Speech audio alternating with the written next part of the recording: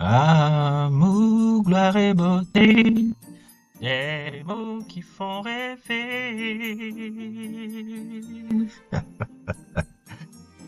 Euh, Ah, c'est ça le football, hein. Le football, c'est un soap opéra. Le football, c'est un soap opéra. Les époques changent, les personnages changent, mais les histoires sont toujours les mêmes. Des histoires d'ego, des histoires de femmes, des histoires de luxure, les histoires de pouvoir, des rancunes, des rancunes qui ne sont pas dites. Le football, c'est ça qui fait le charme de ce sport, c'est que dans le sport en général, il y a tous ces dramaturgies là un peu, mais dans le football, je sais pas, ça accentue à un niveau, à un autre niveau, à un autre niveau, ce qui rend vraiment ce sport, on peut dire tout ce qu'on veut, les Américains pourront balancer le sport numéro un restera toujours le football. Il y a énormément de dramaturgie dans ce sport et ça restera toujours le sport numéro un justement, pas seulement parce qu'il se passe sur le terrain, mais surtout ce qui se passe en dehors, parce que comme je le dis toujours, ce que vous voyez sur le terrain c'est 20%.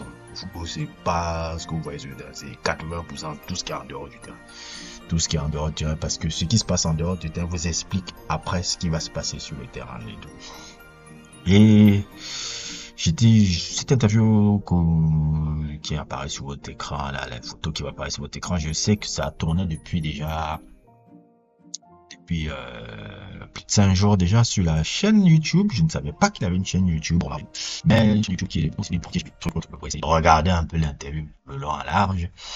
Et ce qui a retenu l'attention des médias pendant ces jours-là, je l'ai vu pendant des jours, mais je n'avais pas décidé d'en parler sur le moment. J'hésitais encore parce que j'avais un autre type de contenu que je voulais mettre en avant. Et aujourd'hui, j'hésitais entre parler de la Ligue des Champions qui m'a gravement ennuyé hier.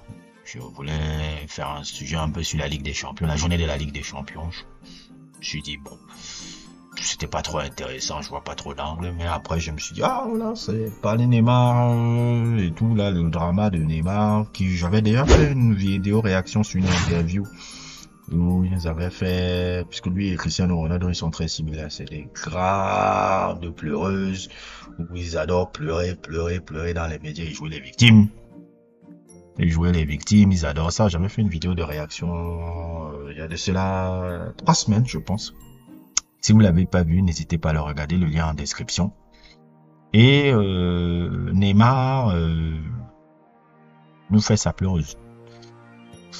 Bon, pas pleureuse, tu peux comprendre un peu ce qu'il reproche au truc. Il est passé de son petit tacle sur Kylian Mbappé dans le truc de Romario, et je dois vous dire que Kylian Mbappé en Amérique du Sud, ça vraiment tu l'as pas dépassé là-bas. Il t'aime pas du tout là-bas en Amérique du Sud, mais je pense que tu t'es fait aussi beaucoup d'ennemis à raison là-bas. La sortie que tu avais fait il y a quelques années où tu avais balancé ce qui apparaît sur l'écran là, ça c'était une connerie abyssale de dire ça. C'était vraiment une connerie abyssale de dire ça, et je comprends pourquoi toute l'Amérique du Sud, tout ce qui est en Amérique du Sud ne peut pas te caguer. Mais vraiment pas te caguer. Et pour eux, tu es insupportable, comme disait Mario au début de l'interview. Pour eux, tu es insupportable comme pas possible. Et c'est vrai que je peux comprendre de leur perspective le mépris que tu les as envoyés quand tu as balancé ça. C'est vrai que tu es un as de la communication. Je trouve que là, c'était vraiment, vraiment très con. Mais bon, on va mettre ça sur le compte de la jeunesse. Avec quel âge, 21 ans, 22 ans, je pense pas qu'à 26 ans, 27 ans, tu auras encore cette même réflexion-là sur le football sud-américain, mais c'était très con ce que tu avais balancé sur lui. C'était une méconnaissance même de la culture du football sud-américain que de balancer ça là, comme tu l'avais dit. Waouh, et tu t'es pas fait des amis là-bas. Tu t'es pas fait des amis là-bas, ils ne peuvent même pas te pleurer, je peux les comprendre. Bref, Neymar dans son interview qui était très intéressante un peu là, il y a forcément le truc sur Kylian. On est revenu sur son passage au PSG et forcément on allait évoquer vraiment les distensions qu'il a eues avec Kylian Mbappé. Et j'entendais un peu Neymar, c'était la première fois qu'il parlait de ça. Je m'attendais à ce qu'il parle ça en France et autres, mais comme il était en France, il voulait pas. Il n'était pas dans un cadre où se sentait vraiment à l'aise pour le faire. Donc il est parti dans un cadre chez son père spirituel qui est Romario. Pour les jeunes générations qui ne savent pas qui est ce gars-là, c'est sûrement l'un des plus grands joueurs brésiliens de tous les temps. Top 5, top 10. Lui, je pense que dans sa tête, il est top 2, 3. Je pense qu'à sa tête, à part Ronaldo le Brésilien et comment il s'appelle? Et Pelé, personne au-dessus de lui. Un ego surdimensionné comme pas possible, un personnage haut en couleur, amusant comme pas possible, une carrière qui a été un peu en club très paradoxal où le mec il a fait des grandes saisons au PSV, il est venu au Barça, il a fait une saison extraordinaire au Barça. Après il a commencé à traîner un peu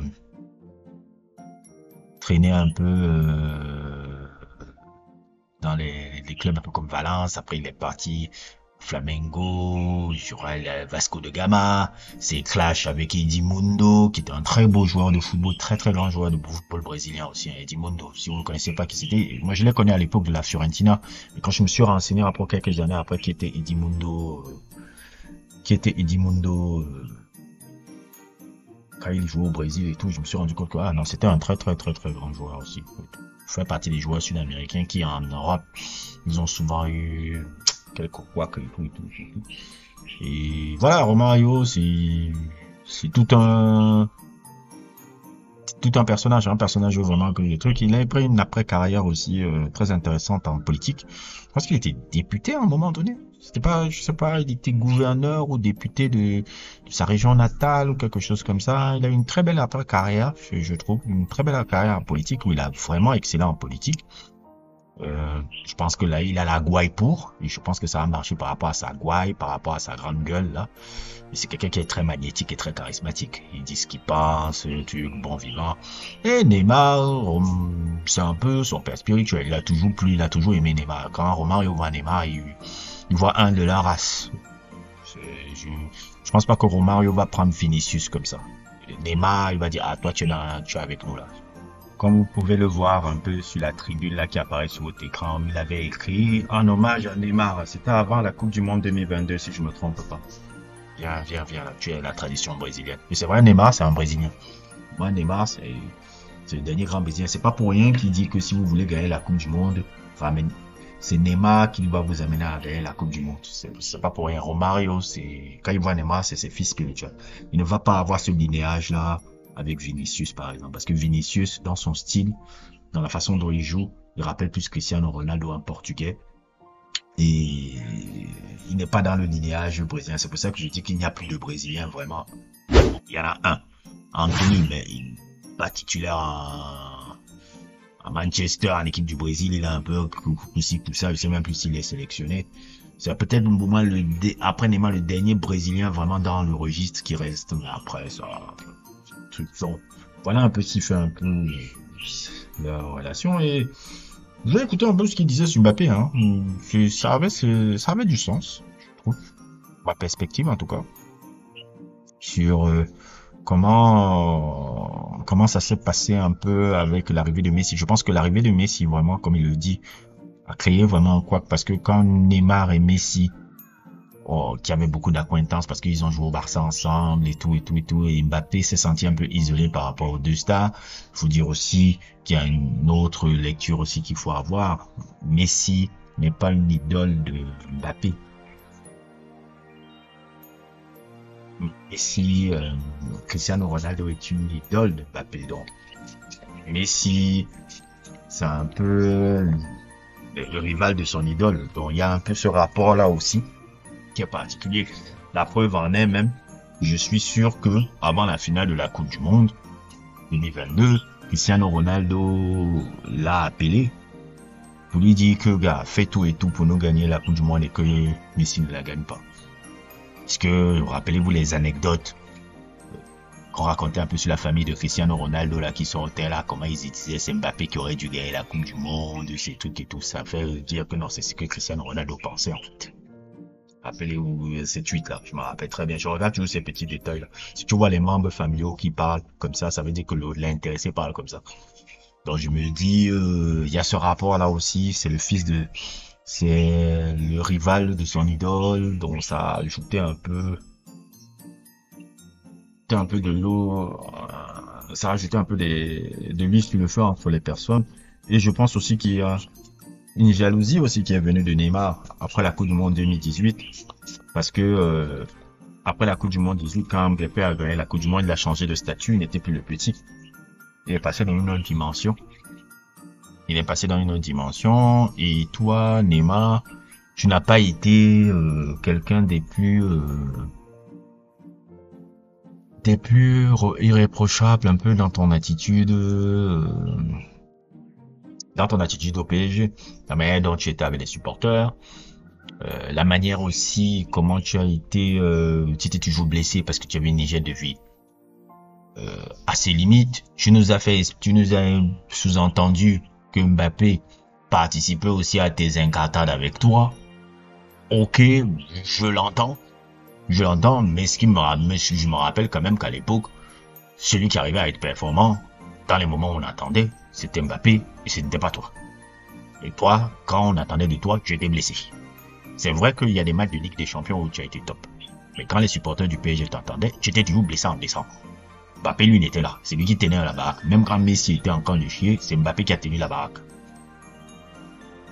Donc, tu nous expliques que oui, s'il y a certains trucs, comme je le vois là, sur ce qui apparaît sur votre écran là, que bon, le Coco passait des fêtes avec toi. Oui, il a sûrement passé des fêtes avec toi une ou deux, quelques fois là. Vous avez fait quelques sorties, quand peut-être la première saison et tout. Mais globalement, sur la durée, Mbappé a été beaucoup plus consistant sur le terrain. Et Mbappé aussi, je dis pas qu'il avait une hygiène de vie forcément irréprochable, mais il a plus ou moins géré ça mieux que toi. Parce que, ok, moi, ça me dérange pas que tu sors, hein. Ça me dérange pas que vous sortez, que vous rencontrez 6000 nanas et que vous bourrez la gueule. Mais si ça impacte sur ton terrain, c'est là où ça pose problème pour moi. Et à cette période-là, tu dis que Mbappé faisait les mêmes choses avec toi, tu sous-entends ça en tout cas. Mais, Coco, le mec avait les résultats sur le terrain. Toi, tu t'es tout le temps blessé. Comment tu l'expliques? Comment tu l'expliques? Parce que c'est ça mon problème un peu avec ces footballeurs-là. Ils n'aiment jamais se remettre en cause. Ils n'aiment jamais se remettre en cause. Moi, j'ai aimé la dernière interview de Kylian, là. Hier, là. Où il balançait que oui, c'est moi qui ai été... Il a donné ses parts de responsabilité. Oui, ça fait longtemps que je n'avais pas vu faire une belle interview comme ça. Il a dit, il fallait que je me remette au truc, que les critiques étaient justifiées. Et c'était moi qui ai pu taper sur le point d'arrêt. J'ai remis tout ce que je lui disais, se recentrer sur le foot comme je le disais sur ce sujet-là. Il se ressent sur le foot et tout va aller pour le mieux. Mais Neymar ne fait pas ça. Neymar cherche toujours à pleurer. Même là-bas en Arabie Saoudite, les gars ne veulent même plus te prendre. Parce que tu es complètement au fond du tout là-bas. Il n'y a aucune part de responsabilité que tu veux dire.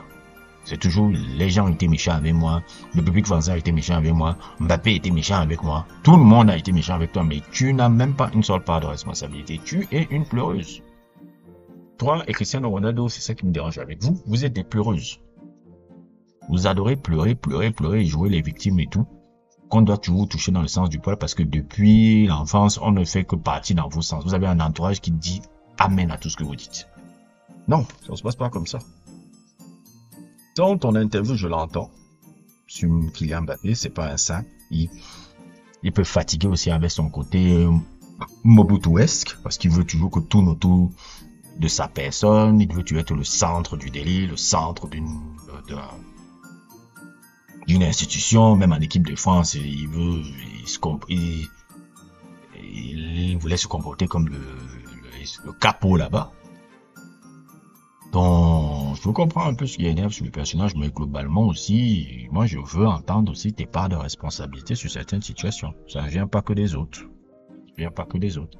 Et ta carrière, la fin de ta carrière, montre cela. C'est dommage qu'à 33 ans, là, 34 ans, là, 33 ans, on va dire, tu es là en Arabie Saoudite, il n'y a plus de trucs sur le haut niveau. Il y a une hypothétique Coupe du Monde de 2026 que tu pourras participer, qui sera sûrement peut-être ta dernière. Alors voilà. On verra bien. Bref, c'était un peu mon humeur du jour. N'hésitez pas à regarder notre chaîne Patreon. Notre chaîne Patreon qui avons des sujets. Le dernier sujet foot qui était intéressant qu'on a fait, c'est le sujet sur Olivier Giroud qui apparaît sur votre écran là, avec d'autres sujets encore de musique. Le dernier sujet sur Coldplay, sur Spice One, que vous voyez apparaître aussi là. Merci encore aux nouveaux abonnés, les nouveaux abonnés encore qui viennent là. C'est pour parler un peu aux nouveaux abonnés qui viennent arriver là. Vous arrivez à la page du Sorcereur. Sorcereur, c'est une page un peu où je suis quelqu'un qui fait un peu dans, comment dire le mot, dans une sorte un peu de observation un peu de la pop culture. En général, que ce soit la pop culture, surtout américaine, à travers la musique et le cinéma, et aussi, on appelle ça à travers aussi le sport, surtout qui sont mes domaines de prédilection, que ce soit le foot et un peu le basket, même si le foot, je le regarde un peu moins, mais j'aime quand même m'intéresser à ces sujets-là, et ma page, en fait, elle consiste à faire un peu une analyse un peu, je dirais pas forcément sociologique, un peu de ces domaines-là et comment on peut faire un peu un rapport par rapport un peu à nos rapports en société, parce que les célébrités et les personnes un peu célèbres, ce sont des miroirs un peu d'une société. Donc c'est à ça un peu que j'utilise un peu ma page pour que les gens puissent un peu comprendre un peu les dynamiques sociales qu'on peut voir et autres. Par exemple, la dynamique sociale que j'explique même sur Neymar et Mbappé. Vous pouvez avoir ce genre de problème-là en entreprise. C'est pas seulement le football, mais en entreprise, vous pouvez avoir un problème avec un collègue qui doit avoir des rendements, des ménages, jamais des rendements comme ça parce qu'il n'est pas forcément discipliné et tout, et vous faites tout, le truc de l'équipe, et à un moment donné, il vient se plaindre, donc ce genre de situation arrive aussi. Or, pas seulement dans le foot. Donc, c'est pour ça que je prends un peu ces exemples-là. En tout cas, merci encore à vous tous. N'hésitez pas à liker, n'hésitez pas à vous abonner et à plus pour d'autres aventures.